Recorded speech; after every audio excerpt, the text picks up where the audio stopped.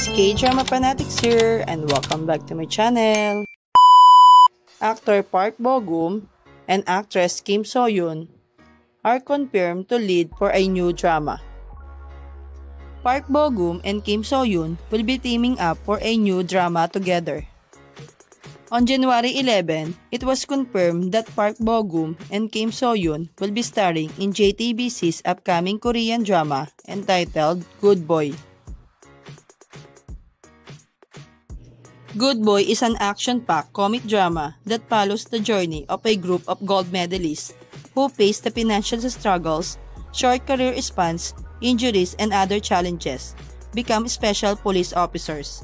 Together, they form the Olympic Avengers and use their unique skills acquired during their time as athletes to fight for violent crimes.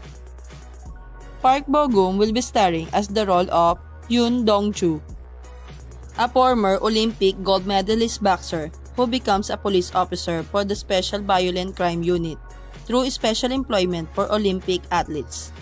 Born with a talent for fighting, Yoon Dong-ju becomes an Olympic hero, but after experiencing despair, he starts his life anew as a police officer, rediscovering his instinct as a fighter while facing injustice.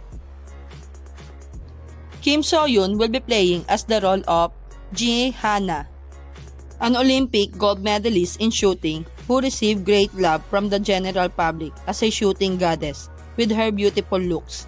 However, due to an incident that shocks the world, she quits shooting and begins to walk the path of a police officer.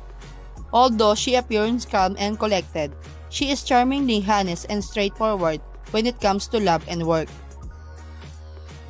Good Boy will be written by Lee Dae-il of Chief of Staff and Life on Mars, and will be helmed by director Shim Na-yeon of Beyond Evil and The Good Bad Mother.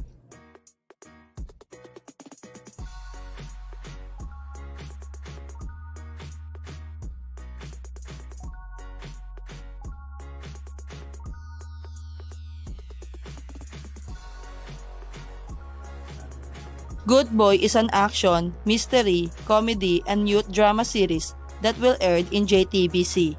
It is slated to premiere on the second half of 2024. While waiting, you can watch them in their latest drama, Park Bo-gum in Record of Youth, and Kim So-yoon in My Lovely Liar. Thank you for watching. Don't forget to subscribe, like, and share.